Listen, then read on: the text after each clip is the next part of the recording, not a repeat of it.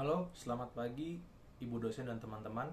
Perkenalkan, nama saya Joy Timothy, NIM 20400-518. Saya kelas G Hukum Perbankan dan penyelesaiannya. Hari ini saya akan membawakan sedikit materi tentang industri keuangan non-bank, atau lebih spesifik kita akan membahas tentang pasar modal. Ya, kita akan mulai dulu dari pengertian industri keuangan non-bank atau IKNB. Industri keuangan non-bank merupakan lembaga yang menyelenggarakan aktivitas keuangan berupa penghimpunan dana dari masyarakat, lalu menyalurkan dana tersebut untuk kegiatan investasi di perusahaan, serta menerbitkan surat berharga juga. Industri keuangan non-bank dalam istilah dahulunya disebut sebagai lembaga keuangan bukan bank atau LKBB. LKBB ini didirikan sejak tahun 1972 menurut surat keputusan Menteri Keuangan nomor 38 garing MK garing 4 garing 1972. Lalu juga kita akan bahas tentang tujuan pendirian dari LKBB ini, yaitu untuk mendorong perkembangan pasar agar penyaluran dana lebih efisien sehingga peningkatan kesejahteraan rakyat. Lalu kita lebih spesifik membahas tentang pasar modal. Pasar modal ini awal mulanya diperkirakan lahir sejak tahun 1878 dengan dibentuknya perusahaan Dunlop atau Dankov yang bergerak dalam bidang perantara perdagangan komoditi dan sekuritas. Pasar modal di Indonesia berkembang sejak zaman penjajahan Belanda. Di Indonesia, pengaturan pasar modal dimulai pada tahun 1951 melalui lahirnya Undang-Undang Darurat Nomor 13 Tahun 1951 tentang Bursa. Saat ini pasar modal di Indonesia diatur dengan Undang-Undang Nomor 8 Tahun 1995 tentang pasar modal beserta peraturan pelaksananya. Undang-Undang Pasar Modal merupakan ketentuan yang bersifat lex specialis dari Undang-Undang PT. Kita juga akan membahas tentang salah satu sumber pendapatan negara. Nah, sebagaimana kita tahu bahwa pasar modal ini juga termasuk sebagai sumber pendapatan negara. Karena apa? Manfaat dari pasar modal tersebut bagi negara yang pertama itu sebagai salah satu sumber pendapatan negara. Pendapatan negara yang didapat dari pasar modal ialah berupa pajak. Artinya setiap pajak yang dikenakan dalam transaksi di pasar modal bisa masuk kas negara. Yang kedua, membantu menjalankan roda perekonomian. Kenapa kita bisa bilang membantu menjalankan roda perekonomian tersebut? Karena pasar modal bermanfaat bagi pemerintah. Yang berikutnya adalah membantu menjalankan roda pemerintahan. Maksudnya dengan bertumbuhnya investor yang membeli saham perusahaan yang terdaftar di pasar modal, maka perusahaan tersebut memiliki pendapatan untuk mengekspansi bisnis yang lebih luas lagi. Jadi kita bisa lihat bahwa pasar modal tersebut membantu pemerintah supaya para investor datang dan nyetor dananya dan menjadi kas negara juga. Lalu semakin tumbuh besar perusahaan-perusahaan di dalam apabila berbanding lurus dengan kemajuan ekonomi negara.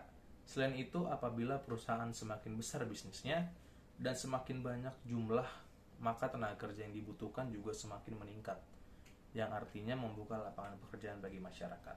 Jadi bisa kita simpulkan bahwa pasar modal ini membuka lapangan kerja bagi orang-orang yang membutuhkan pekerjaan.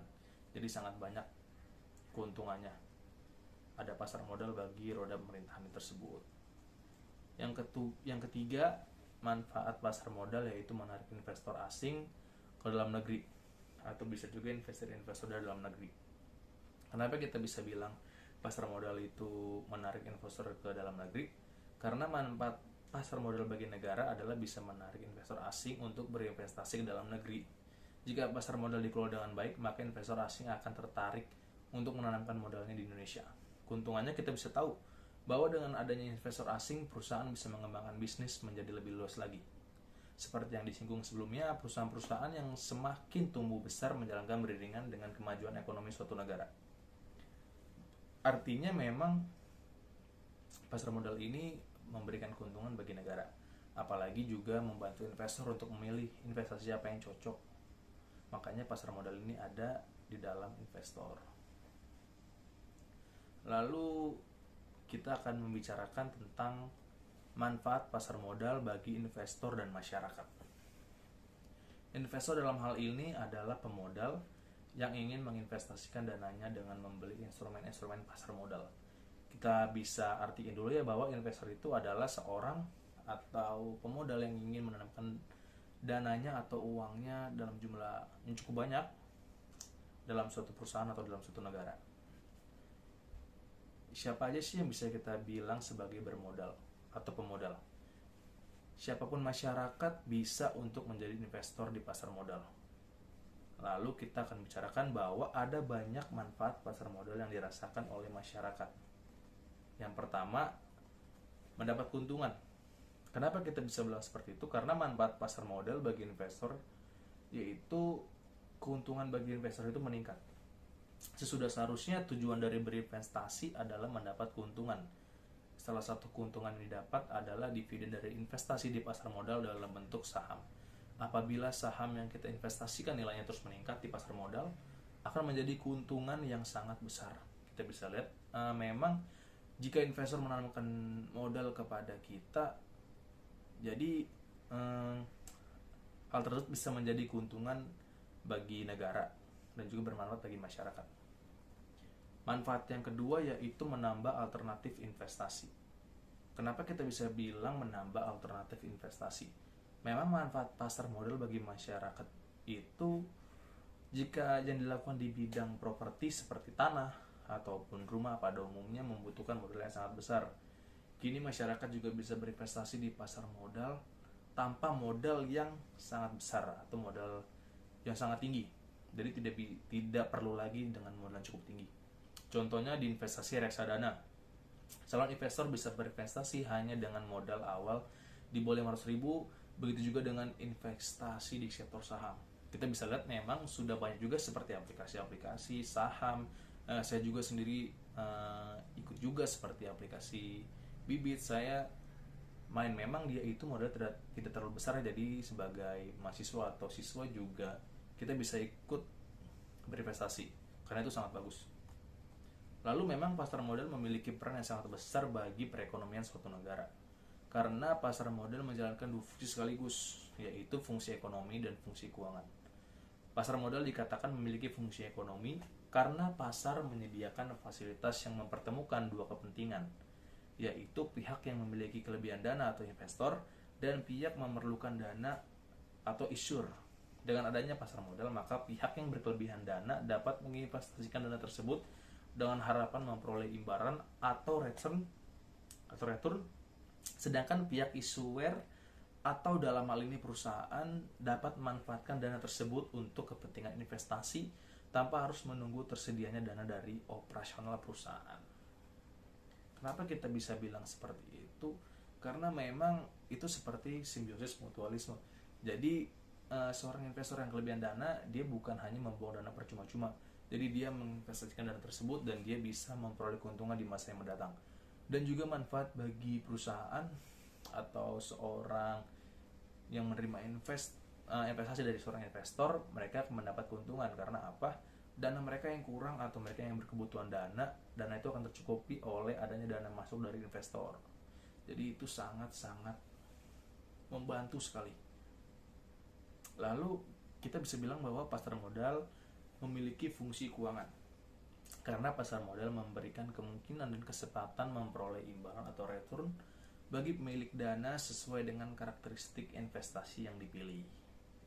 Kenapa kita bisa bilang seperti itu? Karena memang pasar modal itu membantu orang-orang awam juga untuk cara berinvestasi yang baik tanpa harus mengeluarkan modal yang cukup besar. Lalu kita bisa melihat bahwa pasar modal juga memiliki peran penting dalam suatu negara yang pada dasarnya mempunyai kesamaan antara suatu negara dengan negara lain. Berikut ini kita akan masuk ke peranan dalam pasar modal. Yang pertama, pasar modal bisa menjadi fasilitas melakukan transaksi antara pembeli dengan penjual untuk menentukan harga saham dan surat berharga yang diperjualbelikan. Artinya, memang pasar modal itu bisa membantu kita yang belum paham tentang investasi, tentang saham atau surat berharga, cara-cara untuk berinvestasi yang baik. Dan juga ada diberikan fasilitas-fasilitas seperti bisa kita bilang developer yang membantu kita untuk berinvestasi di awal. Yang kedua, pasar modal memberikan kesempatan kepada pemodal untuk menentukan hasil atau return yang diharapkan. Jadi setelah kita berinvestasi, kita bisa menunggu untuk jangka waktu yang lama dan berinvestasi terus supaya mendapat keuntungan. Lalu yang ketiga, pasar modal itu memberikan kesempatan kepada investor untuk menjual kembali saham yang dimilikinya atau surat berharga lainnya. Seperti yang kita tadi baca, memang pasar modal ini sangat membantu investor untuk berinvestasi di suatu perusahaan atau kepada negara. Lalu peran pasar modal yang keempat itu, pasar modal menciptakan kesempatan kepada masyarakat untuk berpartisipasi dalam perkembangan suatu perekonomian. Artinya apa? Semua orang bisa ikut dalam berinvestasi. Bukan hanya orang-orang tertentu, bukan hanya perusahaan, bukan hanya orang yang memiliki dana yang besar. Oke, jadi siapa aja bisa ikut dalam berinvestasi. Yang terakhir, yang saya masukkan dalam peran pasar modal, walaupun di luar juga masih banyak ya peran pasar modal, yaitu pasar modal mengurangi biaya informasi dan transaksi surat berharga. Secara makro, pasar modal berfungsi sebagai tabungan, kekayaan, likuiditas, dan juga pinjaman. Jadi pasar modal ini sangat membantu kita untuk jangka waktu yang mendalam atau jangka waktu yang jauh ya, karena bisa menjadi tabungan kita juga, dan juga bisa menjadi simpanan kita juga untuk masa mendatang. Lalu kita akan bawa materi sedikit tentang instrumen pasar modal. Kita bisa baca bahwa ada 4 instrumen pasar modal yang diperdagangkan di Indonesia, yakni saham, reksadana, obligasi, dan derivatif. Keempatnya bisa dipilih sesuai dengan kebutuhan Anda dalam berinvestasi. Kita akan kulik nih satu-satu tentang saham, reksadana, obligasi, dan derivatif. Saham, siapa sih yang nggak tahu saham?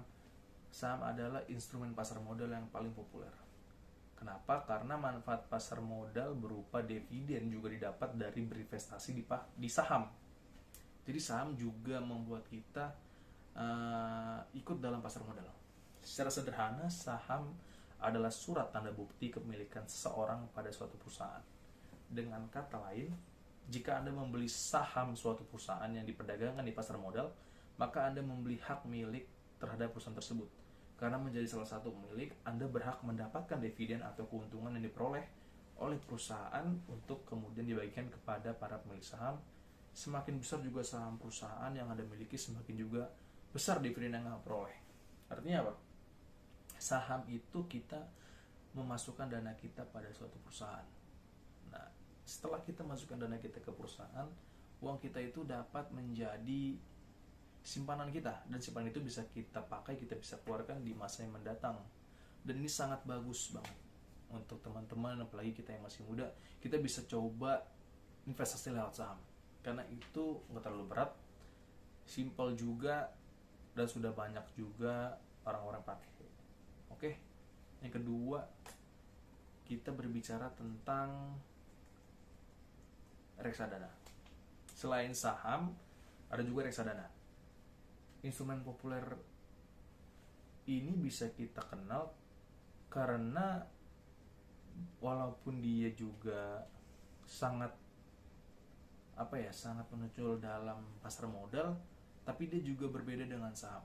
Kalau di reksadana, dana kita dipercayakan kepada manajer investasi untuk berinvestasi di pasar modal. Artinya apa? Ada orang ketiga yang akan mengatur keuangan kita. Tentunya manajer investasi yang Anda pilih haruslah sudah terdaftar resmi di Otoritas Jasa Keuangan atau OJK, sehingga dijamin kepercayaannya. Jadi saat kita memilih seorang manajer investasi itu nggak sembarangan. Dia nggak boleh orang awam, jadi dia harus punya keahlian di bidangnya. Dan dia juga harus terdaftar resmi di OJK, karena ada terdaftar dalam undang-undang loh. Lalu reksadana sendiri terbagi dalam beberapa jenis, yakni reksadana pasar uang, reksadana pendapatan tetap atau RDPT, reksadana terproteksi, reksadana campuran, reksadana indeks atau RDI, dan reksadana saham. Contoh-contohnya, kita masuk ke obligasi. Kita memang jarang ya dengar kalimat obligasi itu. Kita artiin bahwa obligasi itu adalah surat hutang. Jadi surat hutang itu juga dapat kita jadikan sebagai investasi atau di pasar modal. Sederhananya kita simpulkan memang obligasi ini merupakan surat pernyataan hutang penerbit obligasi terhadap pemegang obligasi. Jadi artinya misalnya saya sebagai berhutang kepada pihak obligasi. Nah, obligasi itu menerbitkan surat kepada saya sebagai jaminan untuk investasi. Keuntungan yang didapat dari investasi obligasi ini, kupon yang terbagi dari kupon fix dan floating. Jadi ada juga keuntungan dari obligasi ini ya. Lalu yang keempat atau yang terakhir, derivatif. Derivatif adalah surat berharga turunan dari saham atau obligasi. Ketimbang ketiga instrumen pasar modal sebelumnya, derivatif termasuk yang kurang populer di masyarakat ya. Derivatif ini kurang populer di masyarakat dan juga jarang sekali dipakai. Lalu kita masuk ke pelaksanaan perdagangan atau jual beli efek di bursa dilakukan dengan menggunakan fasilitas JATS atau Jakarta Automated Trading System. Perdagangan efek di bursa hanya dapat dilakukan oleh anggota bursa yang juga menjadi anggota clearing di KPEI. Anggota bursa efek yang terdaftar di BI atau BEI bertanggung jawab terhadap seluruh transaksi yang dilakukan di bursa, baik untuk kepentingan sendiri maupun untuk kepentingan nasabah. Saham dibagi atas saham biasa atau common stock atau saham preferen atau preferred stock.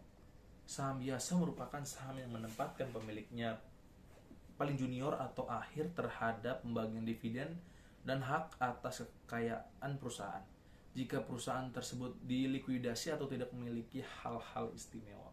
Jadi kita bisa lihat ya bahwa saham itu juga dibagi jadi saham biasa dan juga saham preferen. Kalau saham biasa itu ditempatkan pemiliknya paling junior atau akhir terhadap pembagian dividen. Kalau perusahaan tersebut likuidasi atau tidak memiliki hak-hak istimewa. Sedangkan kalau saham preferen, yaitu saham yang memiliki karakteristik gabungan antara obligasi dan saham biasa karena dapat menghasilkan pendapatan tetap, seperti bunga obligasi.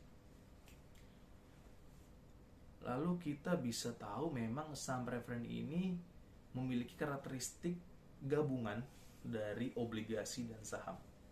Karena apa? Memang saham preferen ini dapat menghasilkan pendapatan tetap. Jadi pendapatan itu bisa seperti bunga obligasi. Daya tarik investasi saham di pasar modal merupakan dua keuntungan yang dapat diperoleh pemodal dengan pembeli saham atau memiliki saham, yaitu dividen dan capital gain. Jadi kita bisa ngerti nih, kalau daya tarik investasi saham itu di pasar modal merupakan ada dua keuntungan dalam investasi di pasar modal itu. Karena apa? Kalau kita berinvestasi saham itu di pasar modal, keuntungan yang diperoleh itu pemodal dengan membeli saham atau memiliki saham, yaitu dividen dan capital gain. Jadi saat kita memberikan dana kita pada perusahaan atau kita berinvestasi, itu banyak sekali keuntungan yang kita dapatkan. Tapi kita juga harus hati-hati terhadap investasi-investasi yang tidak diizinkan oleh OJK, seperti investasi bodong yang kita bisa tahu kan, seperti investasi online, itu hal-hal di luar yang tidak boleh dilakukan. Lalu kita bisa membaca bahwa saham itu memiliki karakteristik sebagai surat berharga yang memberikan peluang keuntungan tertinggi namun juga potensi resiko tinggi. Jadi artinya kita tahu bahwa saham itu memiliki karakteristik sebagai surat berharga yang memberikan peluang tinggi namun juga berpotensi resiko tinggi. Jadi kita bisa tahu memang saham itu tidak hanya memberikan keuntungan tapi ada juga kelemahannya. Jadi walaupun kita mendapatkan keuntungan yang tinggi, tapi kita juga memiliki risiko tinggi. Jadi nggak semua saham itu dapat berjalan dengan baik atau memberikan keuntungan kita ke masa mendatang, kecuali kalau kita mau menunggu. Nah, jadi kita bisa simpulkan terhadap materi yang saya sampaikan bahwa pasar modal ini sangat penting ya, apalagi walaupun kita masih muda, tapi juga pasar modal ini sangat penting. Kita bisa lihat tadi ada juga manfaat-manfaat pasar modal bagi investor dan masyarakat. Karena apa? Pemodal seorang investor itu yang ingin memberikan dananya di pasar modal itu sangat berguna bagi masyarakat dan negara. Dan juga kalau bagi negara, kas negara akan juga naik seperti pajak. Jadi dana yang masuk itu ke perusahaan juga memiliki kewajiban untuk membayar pajak kepada perusahaan. Dan kalau bagi masyarakat itu membuka lapangan kerjaan. Jadi banyaknya dana yang masuk itu memberikan juga peluang kepada masyarakat untuk adanya lowongan kerja. Jadi seperti itu kurang lebih teman-teman pembahasan saya tentang industri keuangan non bank, yaitu pasar modal. Oke, terima kasih.